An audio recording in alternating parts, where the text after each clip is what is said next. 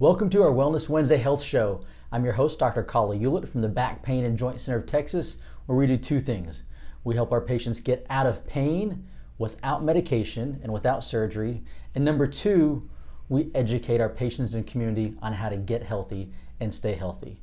So today's topic is very, very interesting. So make sure you stay tuned for this. And I want you to listen to three stats that I'm going to share to introduce today's topic. Stat number one, 71% of men right now in the US of A are considered overweight or obese, and that's compared to 38% worldwide. Stat number two, 62% of women in the US of A are considered overweight or obese, and that's compared to 37% worldwide. And this one just came out fairly recently, and this is children.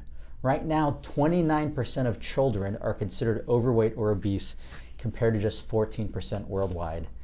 When I saw that, that's just nuts. That's crazy, because the obesity epidemic leads into heart disease, cancer, right?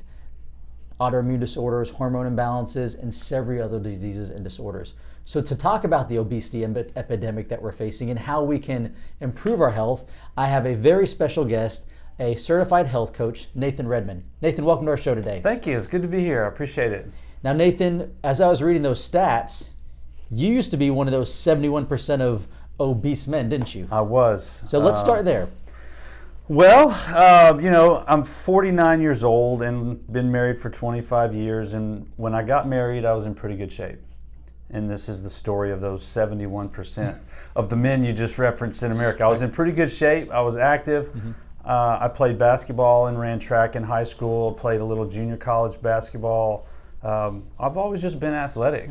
So you never had a goal that one day I want to be obese, unhealthy, and overweight? Never had that goal. Never had. But I also at the same time didn't ever foresee myself being that type of person either. In my mind, I was just always saw myself as an athlete. But then, got married 25 years ago. We had our first child a year after we got married. Mm-hmm. And then, the exercise routine went out the door, the activity levels minimized. I think I ate as much with my wife when she was pregnant as she did, if not more. Empathy weight. Yeah. So got lots of empathy weight. So when we got married in 1996, I was about 188 pounds on our wedding day. And within a year, I was 205 from the pregnancy. In 1 year? 1 year, I gained about 15, 17 pounds in a year. Okay. And then fast forward to 2018, I was 245 pounds. 245, so about 60 pounds. I gained between 55 and 60 pounds during that 23 or so years of marriage. And you said something which I think is key, because every patient that I meet, I joked about no one plans to be overweight, but it's true. It just slowly happens. We get busy with life, whether it's work, raising our kids. We don't have time to exercise. We're on the go. We don't think we're eating unhealthy, but we are. And before you know it, we're 50, 60 pounds overweight. Yeah, and it kind of goes to that. You hear this analogy sometimes where you talk about if you take a pot of cold water and you put a frog in it and you slowly increase the temperature, the frog won't jump out. Eventually he'll boil to death. Mm-hmm. But if you boiled that water and then threw the frog in, he'd jump out right away. Mm-hmm. Well, we are the frog. And we are in that water that's continually slowly boiling, and we just don't notice it until it gets to a critical point. And for me, that's where it got. In 2018, I started having some very strange physical symptoms. Started having tingling of my fingertips at the middle of the night. I was using the restroom about every hour or so all day long. I was really thirsty all the time. I started losing weight. I went from 245 pounds to about 220 pounds in about a month or two. Without exercising, without changing my diet. So I thought, man, something's not right. There's no reason. That's not a healthy way to lose weight, by the way, if you're listening. Red flags. Red flags, big time red flags. And so I went to the doctor, and they said, they did some blood work. Turns out I was type 2 diabetic. And I had no idea. I had an A1C of 12.1. Okay. So I was not just a little bit type 2. I was a raging type 2 diabetic. And that was basically caused by my lifestyle, by what I was eating, my lack of exercise, the types of foods and beverages I was eating and drinking. And so at that point, I got put on medication. Didn't really change my lifestyle at all. I stayed right around that 225 range. Mm-hmm. And then at some point, I just had a situation arise that made me realize, okay, something's got to give. I've got to change. And at that time it was March of 2019, I made a decision to change the direction of my health. What was that? Because I know there's people listening to this right now who they're resonating with you. They're in that same boat, right? Maybe they had a diagnosis recently of a diabetes type 2, which is adult onset. Right. And they're even changing it to onset period because children are being diagnosed with type 2. Mm-hmm. But for you, what was that tipping point? That's a funny part of the story. I'd like to sit here and say that I woke up one day and had this epiphany that, you know, my life was worth more than this and my kids needed me and my wife needed me. I wish that was the story, that I had this great self-motivation to just turn the corner and go another direction. But this is not a Hallmark movie. So. This is not a Hallmark movie, so we're going to be real for just a second. My wife is an avid runner. She's running 19 half marathons. She's run 2 full marathons. She's done more 5Ks and 10Ks than she could even remember. She's a runner. And she had a friend who was overweight and was starting to run and trying to kind of follow Sally's footsteps. My wife's name is Sally. And there was a Sunday. I remember it like it was yesterday. There was a Sunday that this individual got on Facebook and said, I only ran 1 mile today, and it was raining outside, so I only ran 1 mile. Well, on that same day, it was raining where we were as well, and Sally stayed in and didn't run at all. So in a way of trying to encourage the friend, I said, you know what? Your running friend over here, she slept in, so you should feel good about running that 1 mile. Well, that prompted a response on Facebook from my wife, and the response was what the tipping point was. The response was, says the guy who hasn't worked out in how long? Ouch. That was the response. Mm-hmm. And that immediately brought a conversation off of Facebook in the house where there was a lot of yelling and some volume, and that was the tipping point. I said, you know what? Never again will I be in the situation where I allow that to be said about me. Mm-hmm. And that was the night that I made a decision to turn complete 180. And I got a hold of some friends of mine who were also health coaches that lived in California. And I said, okay, guys, I need your help. And they helped me. They showed a program to me on nutrition that completely radically changed my life. And within 3 months of that day, I went from 225 to 185. I was healthier and in better shape than I was 25 years ago when I got married. And now I just coach people on the same exact program, helping them with whether it's pre-diabetes, insulin resistance, whether it's full-blown type 2, any number of ailments that are caused by our diet, by our nutrition, by our lifestyles. Those are the types of things that I'm able to now come and help people. A couple of things that really stood out in that story. Number one, it was a decision. Like you said, it wasn't a Hallmark movie. The stars didn't align and the clouds part. It was simply kind of a little jest and joking around, but it was like, all right, I'm going to make a decision. Yeah. And so I've realized that every single person is only one decision away from changing their health from the better. Yeah. It's just one decision. That's all you have to make. One decision. And the second thing is, as a former athlete, I think you knew the value of coaches. Right, of a basketball coach that you mentioned you played. Well, funny enough, that at the time this all happened, I was the head boys basketball coach at McCullough in the Woodlands. I was the head coach there for 13 years, not modeling health, not modeling being physically fit, being the complete opposite of what I was teaching my players to be. Mm-hmm. So I was a poor role model in that, but I was already a coach. So when I started the health coaching business, it was a natural fit for me because it was already something I was good at. But yeah, I reached out to somebody because I knew I needed some help, and a lot of people don't. Was there any, because I've met some people where they know they need help, but they're embarrassed, ashamed, they don't want to admit the feeling of defeat, so they don't reach out for help and they struggle and try to do it on their own, as opposed to working with a coach who can help accelerate the results. What would you say to those individuals who are like, man, I don't know if I need a coach, I don't want a coach, I'm embarrassed to ask for a coach? What would you say to those? Honestly, I would say that every person that's ever accomplished anything big has had either a mentor or a coach or somebody in their life that has helped guide them, and we're no different. There's a book I read recently by a guy named Michael Burt. He's a former basketball coach, and the book is called Everybody Needs a Coach in Life. And so I would encourage you, whether it's weight loss, whether it's learning a new trade, whatever it might be, find somebody that's already walked that path because they can help guide you and navigate you through the process and help you avoid some of the landmines that are waiting for you. And that's exactly why I feel like I've been as successful as I have with the health coaching, is because I can take a client and go, look, I've been where you are. I know how to get where you want to go. And that's the advantage you're going to have over your friends and anybody else that's doing this on their own. But having a coach, somebody that can help you get where you want to go, it's vital. It's really important. Huge, right?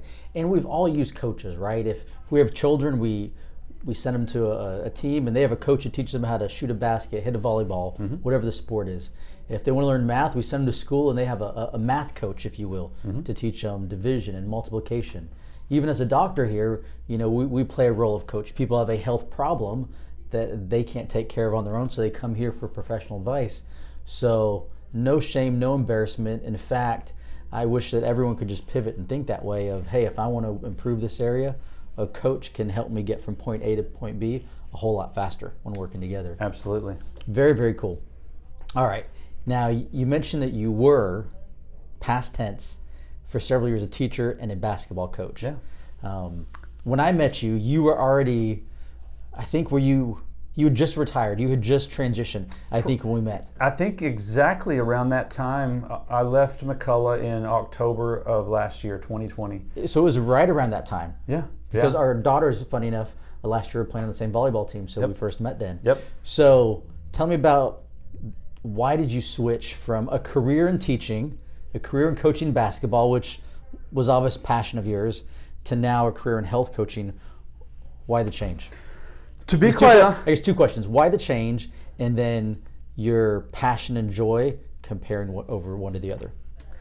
I'm a firm believer that sometimes, call it God, call it the universe, however you want to verbalize this, I just think sometimes there's real signs in your life that things are steering you in different directions, and you have to really be cognizant of that and recognize those shifts. And for me, I was definitely getting pushed in the direction of health coaching because I loved coaching boys basketball. I loved teaching PE, but I could just sense that I was making such an impact on adults that the writing was just kind of on the wall. This is where you're supposed to be. This is what you're supposed to do. And so I took a leap of faith, and that was in October of last year. I said, okay, I'm going to step away from the known. I'm going to step away from the secure salary. I'm going to step away from what I went to college to do. Right. And I'm going to step off into something that's a little bit scary, but I just had something in my gut that said this is the right move. And it has been the best decision that I've ever made. So it was really more of just sensing this is the direction that the universe, that God's pushing me in. And I took a chance, and my intuition was right. And looking back, do you regret that decision, or would you say that's the best professional decision you've made? It's easily,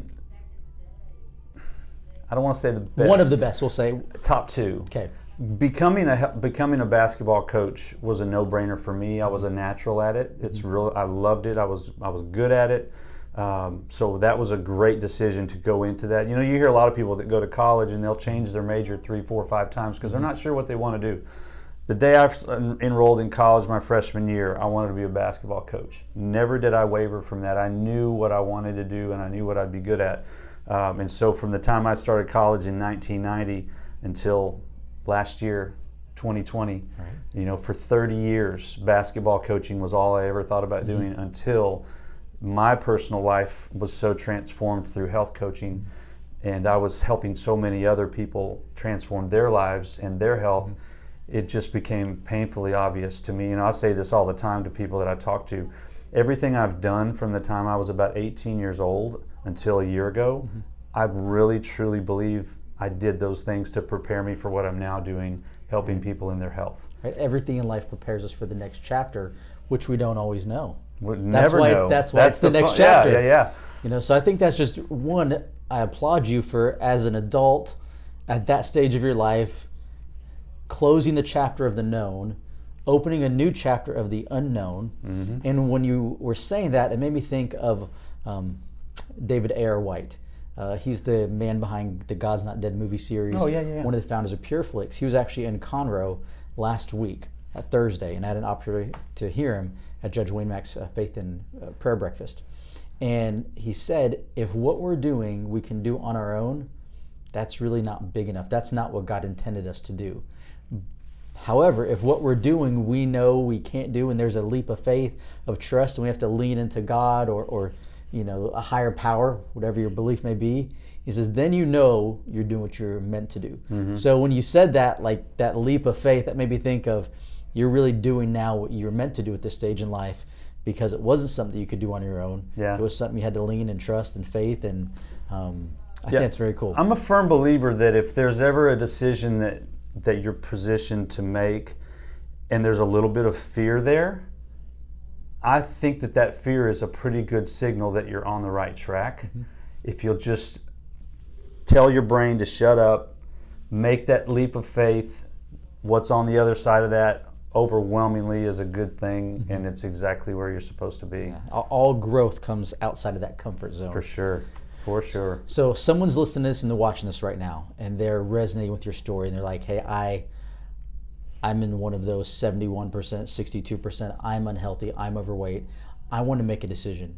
And perhaps they've just made a decision to change their health, and they want to connect with you. How do they do that? Easy. I'm big on the social media scene. Under the Facebook world, you can find me at facebook.com/health coach Redmond. My last name is spelled Redmon. My wife and I, our health coaching company is called It Factor Coaching, so you can reach us at info@theintentionaltransformation.com. That's what the IT stands for, Intentional Transformation. Cool. You can find me on Instagram as well, Health Coach, Nathan Redmond Health Coach. But those are 3 easy ways to find me. Facebook's probably the easiest. Okay. If you just search Nathan Redmond, you'll find maybe 2 or 3 of us, but there's only one of us that's a health coach. Okay, awesome. We'll make sure we put the links directly. That way you just click and go directly to connect with Nathan. Nathan, any last words of wisdom for our audience today? All I can say is this: the world that we're living in right now, the COVID world, it has really shined a massive spotlight on the importance of our physical health. Mm-hmm. I'll give a real brief testimony of a client of mine.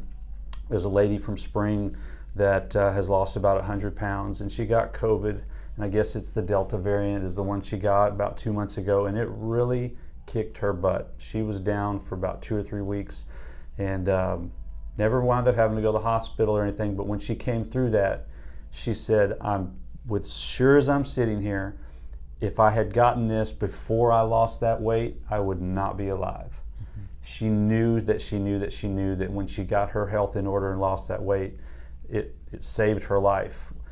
So I would just say the spotlight has been shown on the importance of our weight, obesity, type 2 diabetes, high blood pressure, heart disease, all the things that are showing to be as what we would call comorbidities with COVID. Those are things that losing weight can make a huge difference on. So it's never a better time than today to just say, you know what, I'm turning a corner. And if you'd be open to having somebody coach you in how to turn that corner, and somebody that's walked that road before, my wife and I are here. We'd love to help you out. That's awesome. Great words of wisdom to finish on. And we're all going to face a crisis, whether right now it's the COVID crisis we're in. For some people, it's a car accident. Some people, it's a diagnosis. Something happens. And just as you mentioned, it's not the health after the tragedy. It's what is our health before the tragedy, before we get the infection, before we get in the car accident. That's going to determine significantly how we recover and the outcome of that. And so, such profound wisdom and words of advice. So thank you, Nathan. As always, wish you guys the best in health, and we'll see you next week.